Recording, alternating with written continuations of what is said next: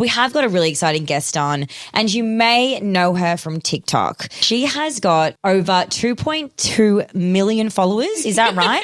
And it's called Kinky History. Kinky History. Just so that you guys know, we are sitting here today with Esme Louise James. Welcome to sit with us, and thank you for sitting with us. I am so happy to be here. And I'm so excited as well. Now, she explores the evolution of human sexual history. Yeah. She talks about things that I wouldn't even find it myself in a book if I tried. She really does go on how, we don't get taught anything in sex ed at school, whether it's at school, whether it's from our parents, from friends, partners. And I've spoken about this heaps of times on the podcast and also in my wellness app. So I do have a sexologist who I've partnered up with before. Yeah. And I'm all about this kind of stuff. Mm-hmm. But I will be honest, I have not had these sort of conversations with someone who comes in from the history side of things. The history side of things. And it is so interesting. Yeah. Your latest project as well. Sextistics. We can't say it. I know. It's like an ongoing joke between my mum came up with the idea and she can't say the word. Sextistics. Wait, that's your mum? That's my mum. That's no my mum. way. She's the stats and I'm the sex. Oh my gosh. Yeah, she's a hot mum. Your mum is not a regular mum. She's a cool mum. Yeah, she's a really cool mum. Oh my gosh, how interesting. Well, that's something that we can definitely go into. But I do also just want to share, Esme has come straight from, where have you come from, babe? I've just come straight from the ER. Straight from the ER. So I got a text saying she's running, 10 minutes late. I'm like, that's crazy. Yeah. So what happened over your Easter weekend, babe? Look, I've had a pretty adventurous week and a bit. So I had a hot girl ovarian cyst that decided to burst on me. And this was about a week ago. If anyone has had the appendix burst or something like that, it is just severe pain that starts in your side and it just comes on out of nowhere. And the worst part about all of this is it came on after I was doing a hot girl YouTube workout and I was trying to twerk. Oh my gosh. Yeah, and so I thought I'd had a twerking injury. Or like a hernia come out of nowhere or something. Yeah. Oh my gosh. I thought because I can't twerk to save myself. I'm neither booty nor licious. No, neither am I. Neither am I. I'm still working on trying to get a booty and it's not really growing. Literally. But so I'm just trying to crump and then this pain started and I thought, so I told the doctors and everything, they're like, what happened leading up to this moment? I was like, well, I had my hands on my hips and then I was like, just turns out that was a divine intervention to stop me from ever twerking again and my ovarian cyst had burst. Wow. Yeah. And I was a week ago, I went into the hospital for a really long period of time. And this is how bad I think women's health is, as a thing. Mm-hmm. No one even told me what was a really obvious solution that had happened to my body. Yeah. I was just kind of sent away in excruciating pain and... Really? Yeah. And they're like, go get some tests. Now, I've just come from a series of kind of little operations and everything to kind of fix what was happening overnight. But I'm just it's really showed me that when we have women's health issues, everyone's just kind of cool. Yeah. Take some Panadol. Whereas this is a bed rest recovery situation, you know? But that's where I've come from. Oh my gosh. Do you know what? The only person I'd leave the ER for is you. Oh my gosh. Well, thank you so much for even showing up. I am so ready to talk sex and I'm also so ready to take down the patriarchy because now I've got so much built up anger over this women's health issue. I'm going from the robe to the streets right now. It really is an issue and it's something that Dom and we've spoken about it since we've met. Yeah. There's just not enough information and I can totally agree with you with anything that has happened. Yeah. So about 2 years ago, I was getting spotting and weird cramping and I kept getting my pap smear results back and I had abnormality, the abnormal cells. Yeah. So they kept coming back and they were really grey around the information. They weren't really being direct with me. I didn't really understand what it was. Happening. So I was Googling things when I went home and it was you have got die. cancer, you are dying. And I'm like, Mum, what? I don't understand what this is. Yeah. And so, 3 years in a row, I kept getting my paps and it kept coming back, this abnormality. Yeah. Anyway, I ended up having to have half of my cervix lasered off because it had these cells. And I only actually just had my last biopsy like 2 months ago, and they were like, oh my gosh, it's clear now, because I was still waiting. There was like a high chance that it doesn't go away after the operation. But even then, the pap smear lady was not as informative. She wasn't really educating me. But even just in a simple way. It doesn't need to be big words and brochures. It's just really simple language of like, what's up? And this is what we're going to do. This is your body. Like, this is what's happening kind of thing. Yeah. And none of my friends had it, and my mom didn't really know. So I wasn't talking to anyone about it, which was really hard. That's scary and so isolating as well. Yeah. And then I spoke about it on my Instagram super briefly, and I actually had so many women come forward being like, oh my God, I had this too. Right. It was like the most incredible thing. So many people reached out and were like, oh my gosh, I had this as well, and I had the exact same operation. And then all these girls were like, I'm going to get my pap smear, because you can only detect it if you get your pap smear. And if you don't detect it early enough, it can actually lead to cancer, like cervical cancer. So all my friends then started getting their pap smears, and then some of them actually had it too. And anyway, it was a whole I love that. Women coming together to look after one another. Yes. So before we get into the history of sex, which I cannot wait to get into, I want to explore your own history. So, and is my own kinky history, or is it? Well, we're also going to get to your kinks and the pufferfish story as well eventually. Not the pufferfish. Yes, we'll leave the pufferfish for later. We are going to get to the pufferfish story, but tell us the story of you, you know, where you've come from, how you got into this. And how do you get into the history of kinks? That's exactly it. Yeah, that's fair. Yes, we want to know. Where did it all begin? Let's go back to like little old Esme. Yes. I have this compulsive desire to talk about things when people tell me to stop talking. And I'm always just like, why? I went to university to study the history of religion. So it is fair to say I went very off topic. Wow.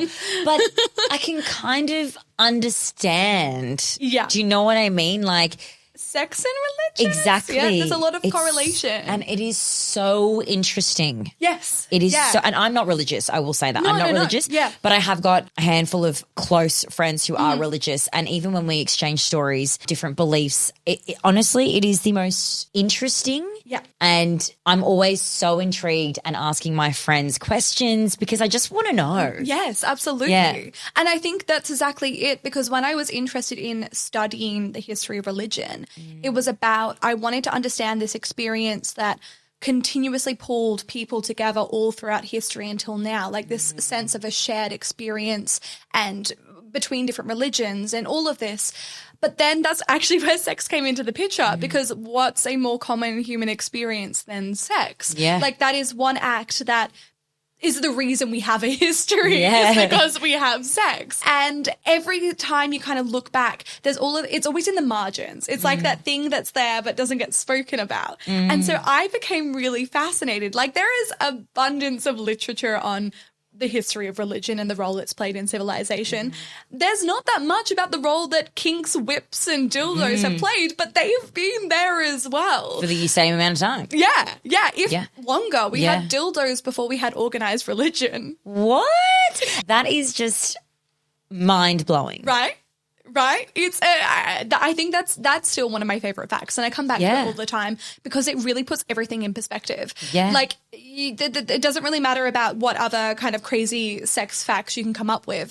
The fact that dildos have been around before writing, before religion, before so many other, you know, it's only just after, like, the invention of the wheel, I think, you know, like, oh no, maybe it predates the wheel, but, like, you know, it's in terms of the importance of human ideas, we wanted pleasure. Yeah. Well, we've always gravitated towards pleasure. Like, they weren't decorating their caves with dildos, like, they were using them.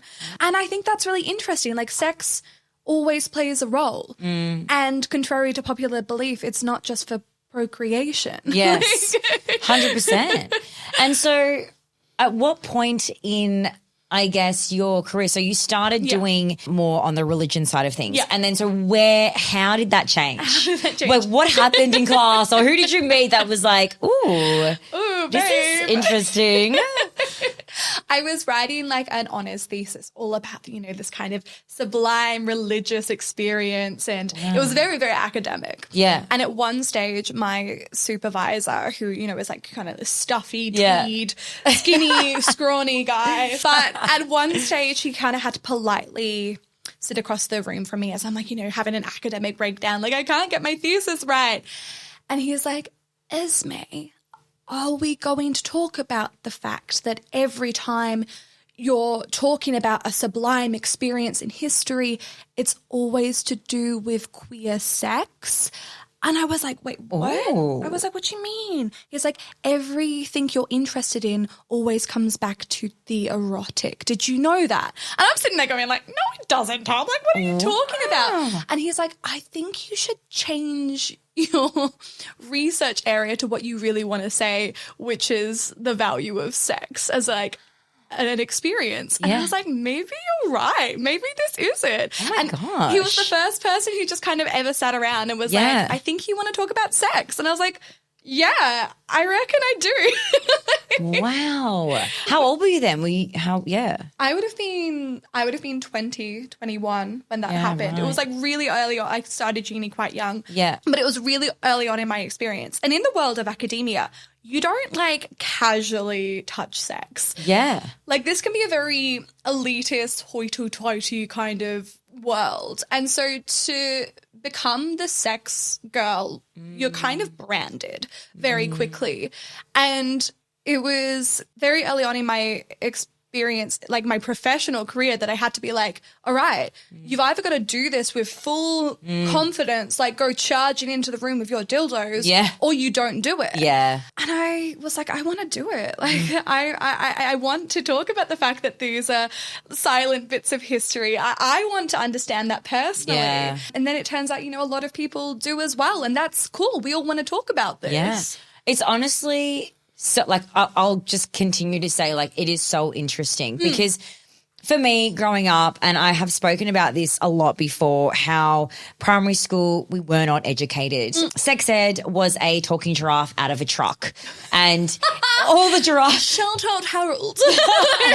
literally, and all the giraffe would say is, women, use a condom, otherwise you'll get pregnant, and that is bad. Yeah. Boys, this is an erection, here's some tissues and some porn. Yeah. That's basically as much as I can remember. Yeah. In terms of educational point. Of what actually happened. High school, it was really just like talking about pregnancy and sexually transmitted diseases, but it's never about pleasure. No. Never. No. And that's what then pushed me from a very young age. You know, when I started feeling some things, I'm like on Google, I think I was like 9 or 10, and I'm like, what is this feeling that is like running through my body? Yeah. I don't understand. I grew up in a household where we didn't communicate about that kind of stuff. Yeah. And, you know, no one at that age was talking about it. So like, you know, I can definitely know for sure, like all of my girlfriends at this age too would have been feeling these sorts of things. Absolutely. And sort of, you know, humping on something or Googling something like, and you know what? It's healthy to do that if you're 8 years old, okay? Yeah. You've got a good libido. Or you just, I don't know, hormonal at a very young age. Honestly, I think we were all doing really weird stuff at Fucking age. oath we were. Like, the first thing I ever got off to was Barbie doll porn. Barbie doll porn. Wait, that's a thing? Oh, well, I was like a YouTube hole, or like pre-YouTube. I would have been 8. I remember I was in year 2, and it was like I was just watching Barbie doll kind of videos on the internet, and I came onto one where, like, you know, probably like Barbie Girl 69 posted it, but it was like of Barbie and Ken like spanking one another and doing stuff in bed, and I remember like sitting there with a pillow being like, what is happening? Yeah. And just like rubbing up against the pillow, and then it finished and I was like, what the fuck just happened? Like, what's the weirdest experience? It is so weird. And, you know, from such a young age, we are not taught anything. No. And we kind of just figure it out on our own. Yeah. And the reason why I am so interested as well in, I guess, sex education, it's been something I am very passionate about. It's because I had been single for 12 years. Yeah. So I didn't have a partner to explore anything with. Yeah. No one that I was comfortable enough to really bring in a sex toy in the bedroom or explore positions and all of these things. Yeah. But I learned about it. Yeah. And I did it all on my own. That's So high commends, by the way. That's not an easy thing to do. it's not. It is not. And that's why I'm so passionate about it, because for me growing up, all of my casual partners, I was never having an orgasm from sex. Okay. And everyone around me was having orgasms and I'm like, I don't really get it. I don't understand. There's something wrong with me. And, you know, obviously so many women have had this thought and have questioned this. And, you know, it's really known now that it's a very small percentage of women that can achieve an orgasm from sex penetration. Yes. And it's a much higher percentage of women that can achieve from clitoral penetration. And for me growing up, I was having all this casual sex. I wasn't climaxing and I just thought, is this what sex is? Yeah. Like, I'm so confused. Like, this is really boring. What's the Like, hype? it feels good and, like, I guess. But why is he having, like, this explosive ending and I'm not? I'm just lying there like, all right, John. Okay. Thanks How you for coming. You know, Are like. you ready to go again? Or? Yeah, you know?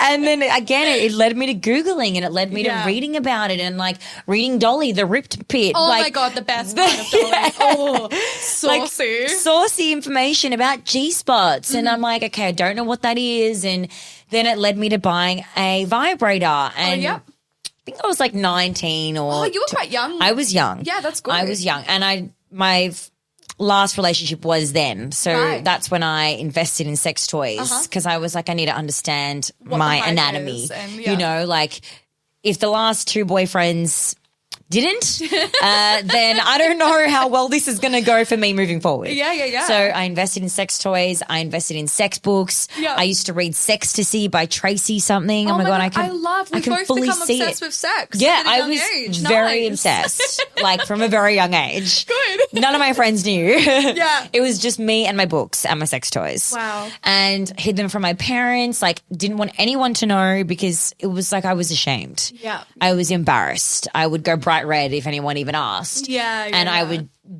go like deflect or get on the defense. And now we're sitting around here with a microphone talking about it. Our vibrators. Literally, now I'm like, guys, buy sex books, buy sex toys because the reason I feel like I'm such a confident woman is because I know myself down there. Absolutely. I can please myself without a man. Yeah. Or with a man now. Absolutely. And growing up, I didn't have that. Have any of that. Yeah. I couldn't agree with you more. And, you know, part of what I do is as my PhD is I actually work on some historical sex education that we used to do back in like the 18th century and the guides that, you know, girls were given about how to pleasure themselves and where the clitoris is. Yeah. And it was given to like girls and guys to be like, you know, you lift up her ass if you're smaller so she can feel more, remember to stimulate her clitoris. And, you know, some of this is back in 1500s, right? Wow. You know, and this has changed drastically now when I think that most of us were hiding away with like our Kaz Cook's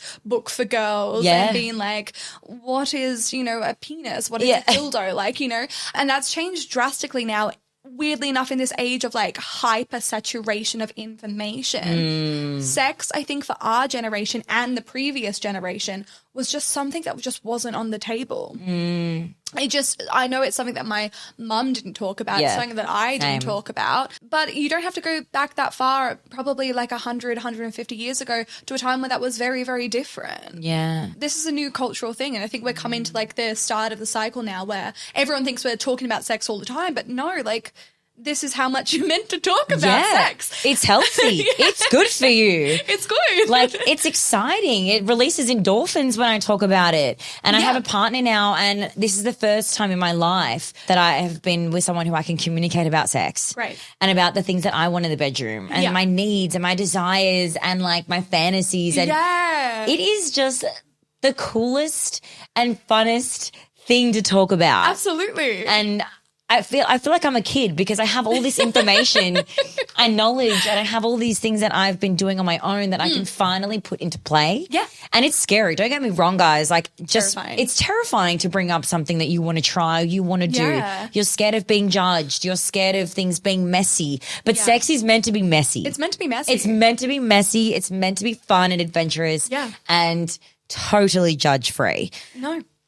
But what I wanted to ask around this whole orgasm thing, the orgasm gap, you know, like there is still such a gap in the education side of things, you know, like I could probably say about 85% of my close girlfriends can all achieve an orgasm just from sex penetration. I do wonder sometimes if they can definitely achieve orgasm or whether we feel like we say that. Yeah. Because, you know, sometimes you can have a really satisfying experience with a partner. Yes. Not an orgasm, but isn't it satisfying penetrative experience? Yeah. So I do, that's not necessarily a bad thing, but I do sometimes wonder if there's a bit of Confusion of what kind of climax it might be. You can have good sex without clitoral stimulation. Yeah. Doesn't necessarily mean it's an orgasm. And I think sometimes women, when they do finally experience an orgasm, they're like, okay, that's the difference for my body. And that's something I want to explore more. Like, I don't orgasm every time I have sex. No, I don't either, unless I am manually getting myself off. Yeah. I physically cannot. Yeah. Like, unless my clitoris is being stimulated. At the same time. I literally can't. And we've spoken about this before on the podcast because Dom achieves her climax externally, internally. Yeah. So she's the other side of way things. round. Yeah. Yeah, right, okay. I'm like, it's only external. She's like, it's mainly internal. And I'm like, girl, teach me how. But everyone's body is very different, right? Yeah. And I think that's sometimes, even with sex toys, like I see some internal sex toys and we kind of think it's a one size fits all kind of thing. Yeah. Like there's this, one of the first toys I ever bought, it was called the Harley dildo, and it's like an internal one. It's got a clitoral stimulation, but at the end of the internal dildo, it like does this little circle thing like as well. moves? Yeah. So it's I have one of them at home that does move. Love that. It's like a little wiggly finger. So that's kind of buzzing like a little bunny, and then that's doing that. Yeah. And you know, that for me, that was like, mwah. Yeah. Other people, that can really, really hurt, because we kind of forget sometimes that that's not, everyone's anatomy is entirely different. And while that's exactly where my two pleasure points are, that's not going to work for everyone. Yeah. Which is also something I think when it comes to sex education, we need to talk about. Yeah. You know? We are all built differently down there. We are all built differently. I think that also is, that is really known now. Like, I just remember in high school as well, this is really shit. Like, in high school, guys would talk about it all the time. Yeah. And you'd hear it, you know, you'd hear guys gossiping about girls and what their down there is like. Yeah. And, you know, I had friends that in high school were super self-conscious and couldn't even look at themselves down there in a mirror and were actually just like disgusted by their vulva. Like, they just couldn't even. They were like repulsed by it. That's they so wouldn't. sad. Yeah, 100%. And I've actually got more than a few friends that are like that, and they don't even masturbate because they just can't even with their. No. It is really sad. Celebrate the vulva. 100%. They come in all shapes and sizes. Yeah. And I feel like it is really known now, though, that we are all very different. Yeah. But with the different types of, I guess, climaxes from sex or from oral sex or any sort of session that you may have, I don't think it's probably spoken about enough how each sex toy will fit differently. No, absolutely. Yeah. You kind of have to do a little bit of an experimentation You do. to find what works for you. Like even anal play, I think that's something that's not on the table for a lot of people, but then people don't understand why they haven't really been able to experience that kind of pleasure. I'm like, just try something up the bum. Maybe that's your spot, you know? Everyone's entirely different. And again, like just from my like historical brain, I find it really interesting because the stress of pleasure was so important for women at various points of history that, like, in Tudor times, they believed that the only way you could ever conceive a baby is that the woman and the man both have to come during sex for a baby to be conceived. And so, of course, there was loads of guides for guys on how to get your woman off and the various techniques, because they thought they weren't going to be able to sire an heir if she didn't orgasm. What? Right? And so they were kind of tips and tricks that have played their part all throughout history. So men had a literal guide on how to make their woman or help their woman in achieving an orgasm. And these days, why does it feel like guys don't know what they're doing or they're lazy? It's just off the table. But it was there all throughout history. So, like, Tudor times, you had to be able to make your woman come. Shakespeare talks all the time about the importance of using, in The Winter's Tale, he talks about, using a dildo on a woman so she fades. And in Elizabethan, fadings means to die, which is what they called the orgasm, the death, because they believe fluids needed to go out of the body regularly in order for, to dispel anything that was built up in there. So you needed to make a woman come using a dildo. Like, that's in Shakespeare. What? That is just so mind-blowing. See, I don't know a lot about Shakespeare, but I know that people do and people love it. Yeah. I don't really know enough about it to comment on that. But that is mind-blowing. Dildos in Shakespeare. In Shakespeare. What, like Romeo and Juliet? Romeo and Juliet doesn't have any dildos, but it does have a lot about the female orgasm. And one of the reasons that Juliet doesn't get pregnant, that in Shakespeare lore, Juliet doesn't get pregnant in Romeo and Juliet is because she didn't climax. What? Or else she would have, had a baby. But no, but there is that sense of like fluids, which we kind of know now as like female ejaculation. Yes. But, before we had that, we had this idea of like bodily, they thought it was like a life essence that was being secreted from their body. And it was actually used as a way to encourage people to have sex, because they're like, if a girl is coming and she's losing all this liquid from her body, then you, man, must come and fill her up with some cum and kind of put the fluid back into her body. Whoa. And so we used it a lot. Like, orgasm has been used all throughout history, the woman's orgasm in particular, to encourage sex. I remember I read somewhere that if a woman achieved an orgasm, she would go to, like, when I guess orgasms became a thing and they were like, what's this feeling? What's this sensation? They would go to like their doctor and their doctor would diagnose them like ill. Oh, hysteria. And they would remove their clitoris. Yeah, right. There is, in various times there's been, in cultures, there has been like a stress on women not having pleasure. Some of that came from this kind of Christian ideal that started quite early on in like the 1100s, that the only purpose of sex was procreation. Yeah. And so for a very long period of time in Christian thinking, sex, this is actually where the missionary position comes from and why it started to take off, because they thought that sex should be something that you don't enjoy and there should be no pleasure whatsoever. And so it actually became a law by the time you get to the medieval times that you can only do the missionary position because it's so unpleasurable.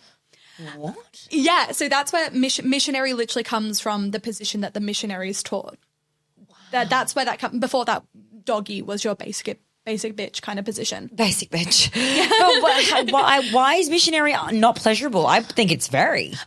From their understanding, that was because it wasn't something that was, man rarely went on top like that. They believed that was the least stimulating position for the woman. Like, you weren't satisfying the clitoris, you weren't anything behind, nothing. It was meant to be the most unsatisfying position. And then on top of that, they told like husband and wife that you must go into the bedroom really unhappy and leave even unhappier, that you had to do this dirty deed that was full of sin. But that was what was taught, which is really interesting now when you look at this kind of reclaim of pleasure. And I think it's a nice story for the missionary position, because now we find it quite an intimate position. Oh, I love it. Yeah. So like, people say that it could be the most boring when you're in a relationship. Like, some people say, oh, just missionary. I'm like, just missionary? Yeah. I'm like, I can kiss him. I can touch his back. I can be playing with myself. I can be looking into his eyes. I think it's one of the most intimate positions. Yeah. It definitely is. But that's why, like, in medieval art, when people are like, oh, they must be having sad sex lives, because you would see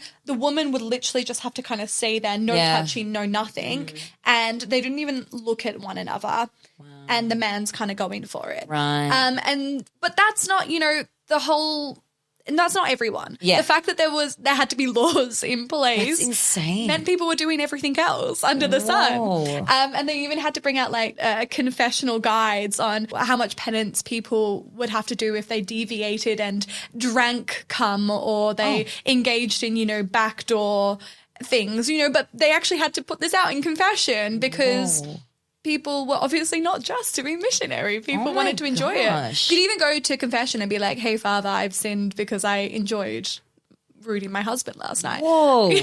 So mind-blowing. Like, it's so foreign to me, because, well, for one, I'm not religious, so I wasn't raised in a home where being intimate before marriage and, that kind of stuff. Like, I have friends that have grown up like that. So for me, all this sort of stuff is always just so mind-blowing and so interesting because to me it's like you're limited when you're growing up. But to them it's like you're actually showing more respect to who it might be that you should be, following these rules. Rules and example. But back to missionary and positions. I'm curious to know. I'm curious to know. Back to missionary. Is there a place where, I guess, doggy style, because what you just explained where missionaries come from, I mean, that in itself is something that I'm sure a lot of the Sit With Us listeners have no idea because, guys, I had no fucking idea that it's genuinely, named after the missionary. Like, what? So is there a story with doggy style? One thing that's quite striking, that any depiction of sex, you won't find a depiction of missionary. Like in ancient Rome, you can see all these artwork that still exist in brothels. And they'll, depict cunnilingus from, both men and women and women, men and men. Yeah. We'll depict doggy, but missionary is off the table. Doggy is the one that there probably is a more professional term than doggy. I know. What else is there? What? Doggy's Doggy great. Yeah. The doggy's fine. But that's the one that you can see most consistently across cultures. Like, in ancient India, especially the Kama Sutra is a perfect example of and some of their things are more how to spice it up other than doggy kind of thing. Yes. In our work from ancient China, it's all over the world. Doggy is all over the world because if you think about it, it is the most easy, natural position. You think when people bend over and you're any holes are go and you're go. Yeah. If you're talking about that really kind of... I feel as well, correct me if I'm wrong, but when I think about it, I think of it being almost just really animalistic and wildlife because wild animals or animals tend to mate like that. Yeah. So whenever I think about doggy style, it kind of just feels like this really wild can be really loud and you're roaring like a tiger sometimes, it's got that kind of primitive feel to it. And also, if it's a man-woman situation, when you think about the way that the penis kind of curves, most penises have that little curve. Yes. That is more pleasurable going into the woman that side because that's touching their kind of P-spot at the back there that we're talking about our Harley dildos going around. Yes. When you're in doggy style, that more naturally hits the kind of inside of where the clitoris is, that's more pleasurable. Whereas when you're in missionary, it's not quite. No, and I get that now. Now that you're talking about it, I'm doggy style does feel really good. Yeah. And it must for both parties. If it's hitting a certain spot for the female, it must be also doing something different for the guy. Yeah. Well, I think, you've got there's a lot going on there, but even where the balls kind of slap, Yeah. That's a very rough doggy. When the balls slap, guys, and the balls slap the vulva, that's what we're talking about. Yeah. Must feel really but good. I think that's just something that's really interesting, in terms of the history of sex. I always find that really fascinating. How something can change so drastically throughout history. It can take on so many different meanings. Yeah. Whereas, now doggy, it's not that it's a very exotic position now, but it's something that isn't necessarily the normal go-to. They've got this expectation of being a little bit more feisty if you enjoy doggy over, if that's your go-to. It's not really how you start a lot of sex. No. It's not come here, darling. You kind of got to warm up. You got to warm up to get there a bit. Warm up before you turn me over kind Definitely of thing. not starting on doggy, that's for sure. Yeah. Got to get into it. But I think, that comes from this idea that, because religion has played such a big part in shaping cultural values all throughout the years. And that kind of really comes from there, that sex has, I guess, a ritual. You come into the bedroom, you undress, you get onto the bed. That's in the time of ancient Rome where we're fucking here, there, and everywhere. That's not exactly the same thing. It's not that kind of clean romance. Yeah. And you know what's so interesting as well? I mean, I've heard it along the way how back in, I don't know what time of life, but sex really was like what you just said. Everybody was having sex here, there, and everywhere. Yeah. And it's something that for me, and I know my friends and the people around me wouldn't necessarily know that kind of stuff. No, because sex nowadays feels like something that happens in our private life on the side. And as you say, it's still, while we're talking about it a lot more now, it's still not considered on the level of eating and shitting, which it is. That's always been one of our human needs. Yeah. That's just part of being human. And so you go back to ancient times and you look and see how, sex was talked about, even masturbation up until the 1700s. We don't talk about masturbation a lot because it was just something that happened. It was a bodily function, just like going to the toilet. You don't see artwork depicting us having a shit because it just happens. So that was the same with masturbation and everything like that. But pleasure kind of erases itself almost through around that 1700s point, because we start to take on a really there's a change in the church, and they start to say that the body is really dirty and we need to kind of deplore anything to do with the body. So that means not eating sugary foods because that increases pleasure. It means not masturbating. It means we change this idea of like homosexual and heterosexual start to be established, because we're like, no, now it should all be about the man and woman. And that's only really, a lot of this only comes around about 250 years ago, and it's still stuck with us. Sex just kind of erases itself from the table. But it's up there. It's one of the our needs and natural instincts. 100%. It's something that we want and we talk about all the time. Yeah. Well, I mean, it's not that we talk about all the time. It's something that we like in my day to day. I will say, I can't speak for everyone, but I'm a very sexually active person. Yeah. But that's also maybe because I have read so much about it and I have so much interest in it, and I'm like always trying to figure out, how can I give myself more pleasure with or without someone. But it is something that baffles me how it's still considered taboo. Yeah. Even just talking about oral sex is like, oh my gosh, let's not talk about that. I'm like, what? It's a fun thing to do. Yeah. And I actually, now that we are, I guess, getting onto oral sex, I really liked in one of your podcast episodes. Yes. You mentioned something about if you choose to give oral, it's purely because you want to pleasure that person. And it's such an experience, and it is a really, for me, I feel like it's a really close experience. Well, your eyes are in someo's genitals. You're literally in their genitals. Like, it's a very vulnerable position. It's as close as you'll ever be to that person, that's for sure. Yeah. And like it's vulnerable. It's for both parties. Yeah. I mean, even sometimes I'm very self-conscious. I'm like, does it smell down there? Like, is there some hairs? Like, what's going on? But I think, you know what?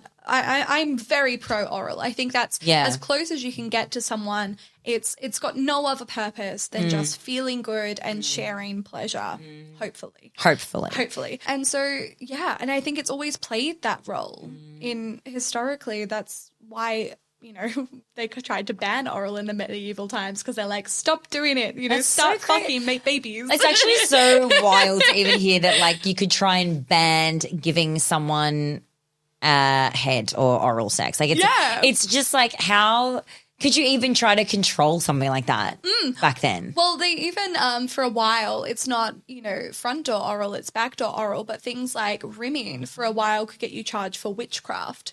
What? Because they believed that it was called the kiss of shame, oculus in flame. Can you please just confirm because look, some of the listeners may not know, we do have quite a wide range of age groups. What is rimming? I might have it wrong. Yeah. Rimming is the act of orally pleasuring someone's anus or backdoor area, whether that's internally or around the rim. Okay. And so where did that come from?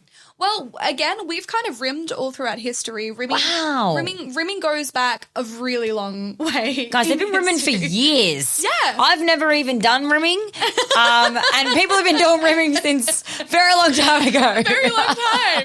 But they believed around this time, when I'm talking about the body being dirty, that the lower that your body was from heaven, like so your backdoor region, the more sinful your body was. Wow. So the butt kind of literally becomes the dirtiest part of the entire body. Furthest away. Furthest away from God. And so when they would draw the devil, his head was generally on his butt because he was like the dirtiest of all the creatures. Whoa. And so when you had depictions of people rimming, if you were kind of perverse enough to kiss someone's ass, that meant that you were a very kind of immoral, sinful person. And so rather than saying the world's gone mad, they would depict, animals and humans rimming as a way to say that we've all gone crazy. Yeah. And that's how it gets associated with witchcraft. Whoa. Because they believe that when women decided to become witches, they would perform the kiss of shame on the devil. They didn't just write their book into the name of the devil, they, kissed his ass.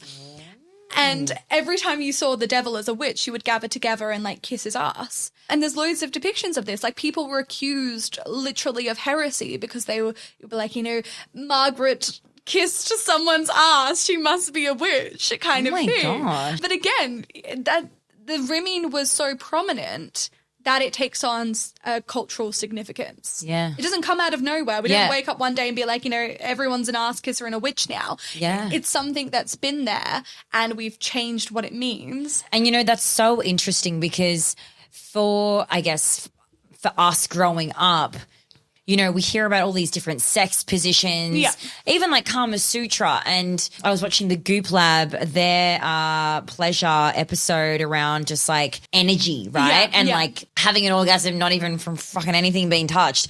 And I'm just like mind blown how that even works. But there's, we grow up learning about all these sex positions and learning about all these things, and it's like, where did they actually come from? And it's really not like I'm sitting down doing my research to know where rimming has come from. But it is so fascinating because we do, to an extent, think that it's something that we've created really recently. Yeah. Like everything in the bedroom, that it's something that we've created, not that many years ago. Maybe it was when my great-grandmother was around. But no, really, it's literally been around fucking forever. All of this time. But I mean, that's why I guess the point of kinky history and why I created that was exactly this. A lot of the time we look around and we see, queer sexualities and experimental positions. And there's, the biggest argument from the other side is that this is a product of the modern world gone mad. As soon as you give that historical credence and you're like, no, we've always been doing this. So rather than trying to shut it all down, let's see what it means as a part of being human and how. Yeah. And I love that you shed a light on all of it in like such a quirky way as well.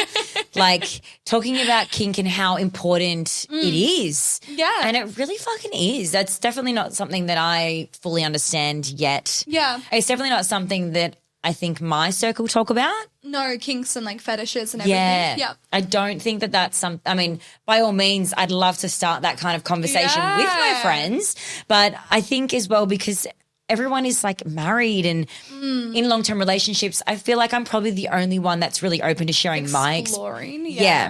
Interesting. And like sharing, like I'm more than happy to share my sexual experiences that I have with my partner. I'm more than happy to share it with anyone as long as he's happy, because it's something that we can all learn from. Absolutely. Yeah, and like it's not something to judge anyone on. It's just like, let's talk about it and learn about it. And like, I have had girlfriends over time say, try this because you might be able to have an orgasm this way. Yeah. So it's like, oh, okay, because I've had friends who have never had orgasms from sex penetration and then had it. And that's still where I'm trying, but I just don't know if it's ever going to happen. No, if it doesn't happen for you, it doesn't happen for you. Yeah. But maybe that's where like kinks and like imaginative role play could come into the thing, because so much of the orgasm as well as clitoral stimulation, imagination plays a massive role about pleasure. And it's even sometimes like if you are having sex and you're in that missionary position and maybe it's not like tickling your area, but kind of you can go into your head and imagine a scenario where if it's being called a dirty little girl's going to do it all of a sudden, you can experience that pleasurable orgasm. Yeah. Maybe that's what the next step for you is, role playing in missionary and seeing if that tickles anything for you. So the whole kinks thing, I mean, and the fetishes, and where does that take you now with your topics and your conversations? Like, where is that going now with these sorts of conversations? Yeah, I think it's really interesting because when you talked about Kink Talk before, which is on TikTok, there's a huge amount of people who are talking about the kink community and what kink is, and until TikTok, I don't think people realized there was such thing as a kink community, which is, in Melbourne alone, there's such an underground of. It's very underground. Most of them are in dungeons. Definitely would be underground. Yeah. I feel like anything in these – I remember as well when I was like super obsessed with like sex and all that sort of stuff. I remember I was Googling sex parties because I really wanted to go to one. They're everywhere. And I remember like finding like underground events and like – but I didn't want to go by myself and like I didn't really have anyone to go with but I do know that there is like a big underground world like that here in Melbourne. Massively so. Do you know what? One of the highlights of kind of becoming a sex researcher has been I've gone to a lot of these events as almost like a researcher, which is a really weird situation to go into because you're kind of going into this kink world, but you're observing. Oh my God, I want to go. Do you know what? It's the best girls' night in the entire world. Oh my God. I've got two of my best friends and I only recently, because I'm working on my book that's coming out later this year. Exciting. And I went in and I was like, okay, I wanted to do a chapter and I wanted to talk about something. And there was a kink party.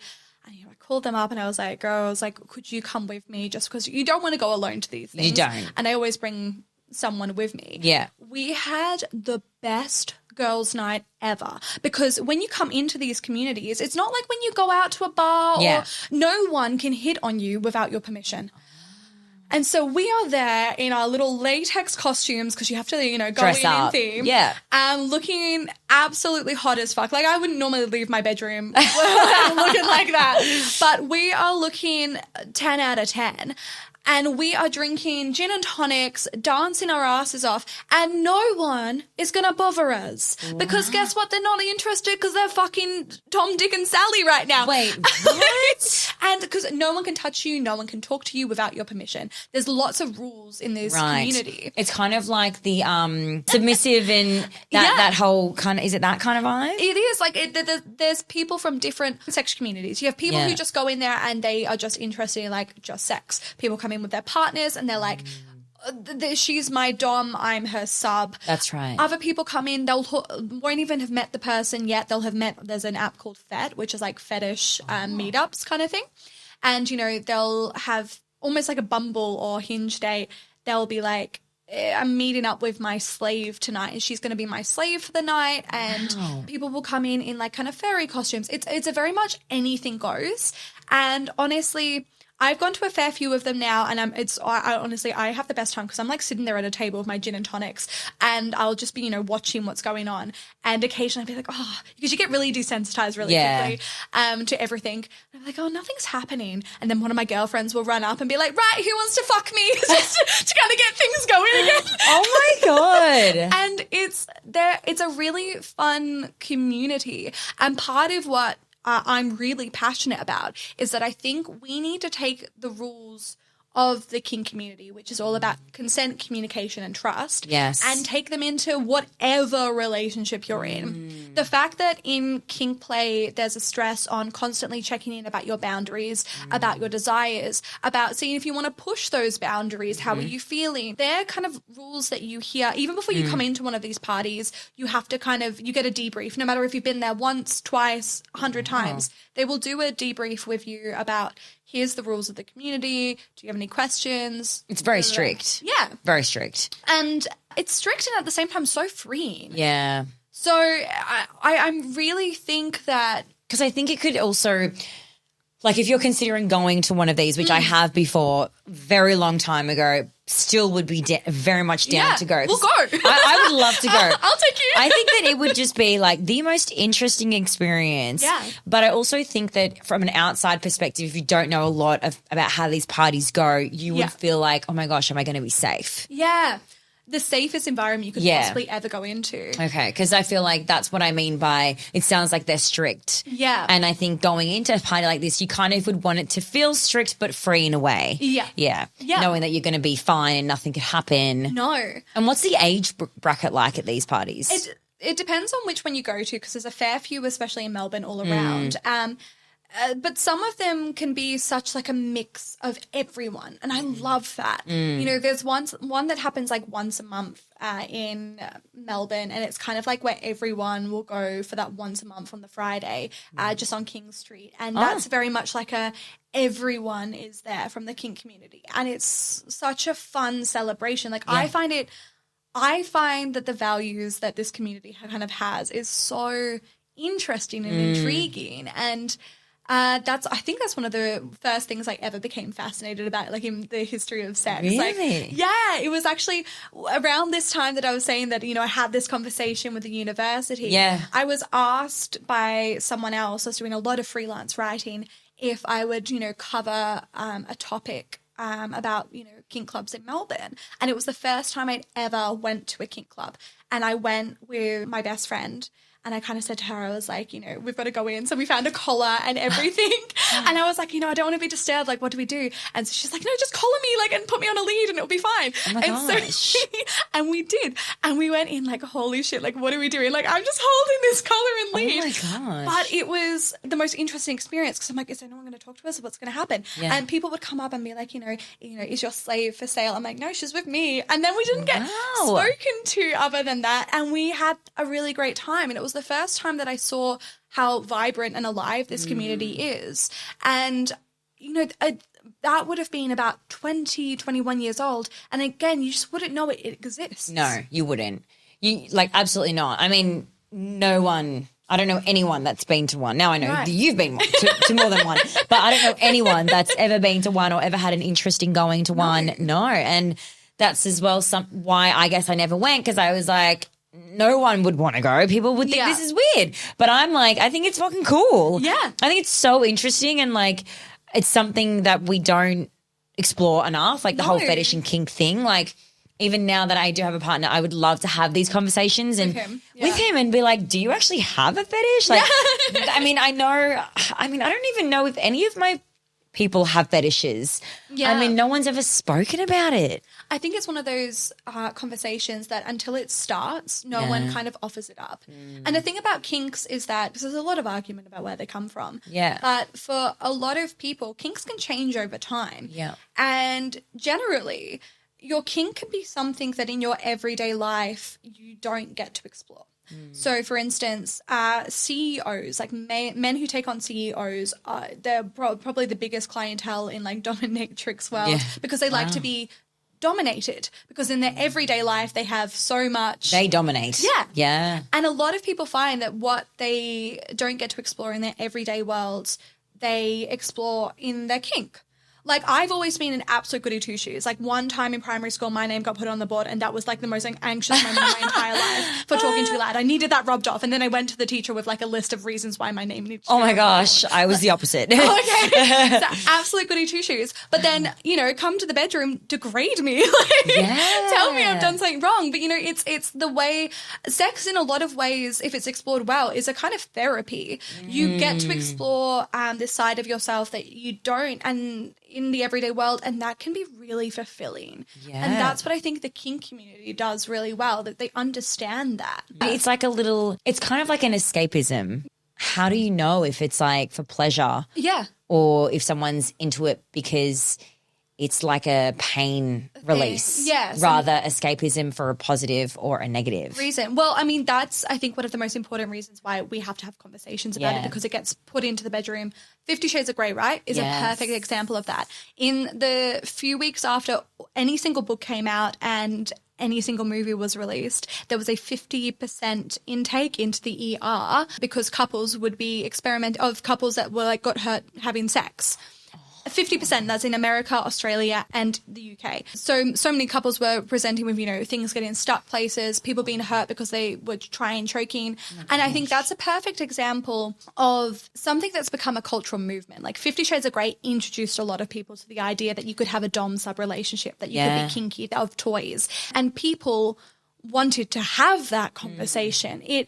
It fascinated people. It awoke a desire that people didn't know what was there. It did in me. Yeah. I remember when I first read that book, that was the first book I actually have ever finished in my life as well, because I'm not a big reader. Yeah. Like that was one of the first books, erotic books, where I read it and I was feeling things in my body. I was like, oh my gosh, this is insane. Yes. I need to read more of these books. I've just found my interest. I like smut. I like it. So I can totally understand that. Yeah. And what was so important about that is that was the desire that was being woken up in literally millions upon millions of people. But because that was not met with a conversation about how to safely practice any of that, because the book does not do that. No.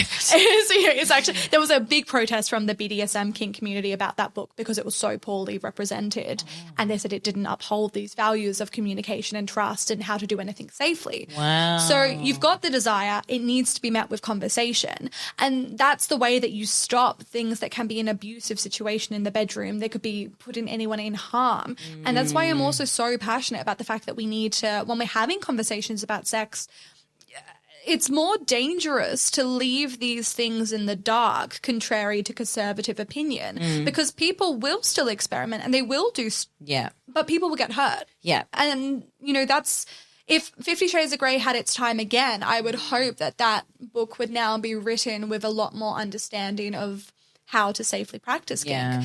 But if you didn't have a BDSM community there ready to be like, hey, if you're going to do this, here's how you should do it safely in the bedroom. Isn't that so cool? There's like a BDSM community. I love it. Do you know what? Those people they will follow you into battle. Like that is a loyal community there. It's very much like the LGBTQI plus community that you stand and you're an ally to one another as a member of the community. BDSM has its own community. It's also very connected to the queer community. Yeah. But they are going to go into battle. They are going to help you understand if you want to have sex and you want to experiment, great, but let's talk about how to do it safely. Wow. Because they've got ways to do it. So interesting. I have to ask, what has been a highlight of, I guess, your career, or like since you stepped foot into this sort of industry, what has been a few highlights? Oh, golly. Or like really memorable moments for you? Do you know what? You spoke briefly about the TED Talk earlier. But yes. That was so wonderful in the way of getting up on stage and kind of ticking off that milestone of a TED Talk, but doing it about like ancient dildos. I had pictures of people whipping on the screen. Yeah. And, I was talking about Rousseau liking to be spanked and Mozart liking to kiss ass. I was talking about a lot of stuff. Yeah. And it was such a great experience and memory for me in terms of like, this is it. Like, we're having the conversation and it's on the loudest microphone. The loudest, babe. Like the loudest microphone. And as well to an audience who may not have even heard of this sort of stuff before. Yeah. So that's what's also the scariest part. Like, I remember when I watched that, I was like, holy shit, like, who's the audience? Because it is it's topics that would potentially offend people or, and it's like, hats off to you. Honestly, it was the best experience ever. And I finished and I got off stage and there's kind of like an after party in that area. And so many people were wanting to come up to me to talk to me about all of this, everything I discussed, and about their own experience and about how they'd never heard anything like this before. And hearing that directly back, because a lot of the time when we do stuff on social media, you don't have that immediate feedback. Yeah. But hearing from people that they have listened to that talk, it's changed their life, it's changed their thinking. That was such a moment for me of everyone wants to have this conversation and it's so cool and such an honor that I kind of get to be the one who does that. It's amazing. Yeah. It's huge. It's a massive achievement to be on a TED Talk. Like, talking about dildos. Talking about dildos. Like, what? I think you had like a photo of a dildo made out of like metal or something. Yes, like literally on the big screen. Yeah. I had my siltstone dildo displayed. Gosh. And I think that was such like a pinch me moment. Yeah. Like, this is because it is an important conversation. It is. We've talked about why, the things that can happen if you leave this conversation in the dark. And Yeah.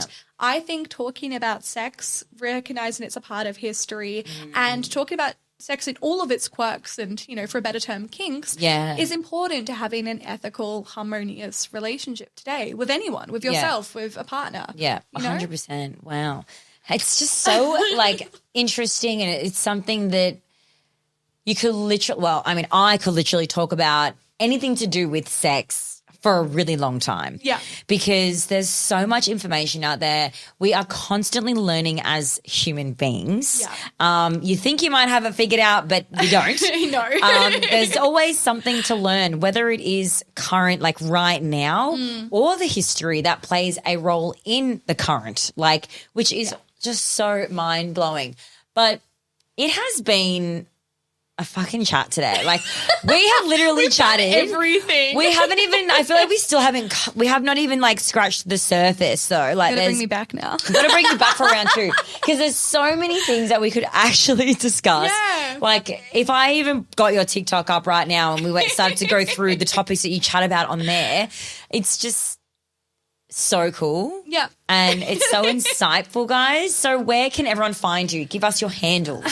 You can find me on Esme.Louise on TikTok, Instagram, YouTube, and of course you can now listen to the Kinky History podcast, which is very exciting if you want me to yabber on about everything and occasionally my own sexual history. We don't mind that. We share our sex stories on here. It's the best way. So not only will you get your history, you'll get some embarrassing stories. So should we get her to share the jelly, the pufferfish story? The pufferfish story. It was on one of your TikToks. Yes. Do you know what? The pufferfish got outed via my podcast. I was talking about the history of the Little Mermaid, and this wasn't even a part that was meant to be on the podcast. Like, I was talking about the author and all of his various sexuality, and just as I kind of finished up my episode, I was talking to my producer and I was like, oh, did you know that like I was in this production of The Little Mermaid back in the day? And she's like, oh my God, get out. And I was like, yeah. And do you know what? I think I fucked one of the pufferfish. And she's like, what do you mean?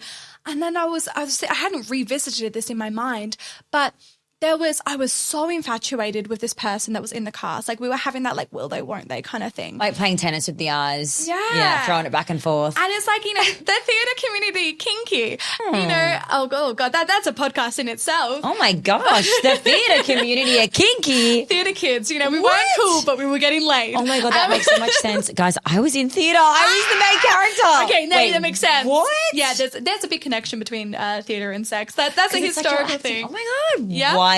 Role play. Wow. But I was having this will they, won't they? And in the course of this production, this man is dressed up in an assortment of costumes. At one stage, he played a fucking water droplet. And I'm talking a lycra, full body, like a shining lycra blue costume, full body suit. Like, I'm seeing everything. But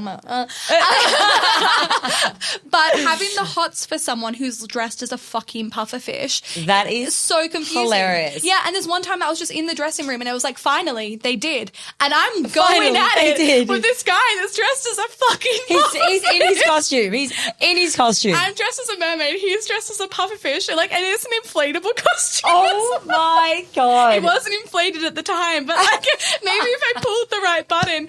So a deflated pufferfish. A deflated pufferfish. I couldn't even get him up. Oh my God, that is so good. Yeah. And how old were you? I would have been, do you know what? All of this is around 20. I'm having an experience around 20, okay? But that's great. 20s are for that. Early 20s, I don't know, but 20s overall. 20s is your time to fuck a pufferfish. I can't say I have fucked a pufferfish. This is your chance. But potentially I will get my partner to dress up as a pufferfish. Maybe it will awaken the kink in you. Maybe it will. It actually takes me back to a scene out of The Sweetest Thing when she is sleeping with her boyfriend who's dressed up as an elephant. Yes. She's having sex with him. He surprises her at work in his elephant costume and they end up having sex. Oh my God, it's a hilarious scene. But That is the pufferfish story, guys. If you want to check it out on TikTok, it is there. But Esme, thank you so much for coming in today. Thank you for having me. This was wonderful. This has just gone from all sorts, all levels, and I've loved it so much. This was great. And yeah, hopefully we can do this again soon. I will sit down and chat with you at any time. Thanks so much for listening, guys, as well. You know where to find us. Love ya. This was awesome.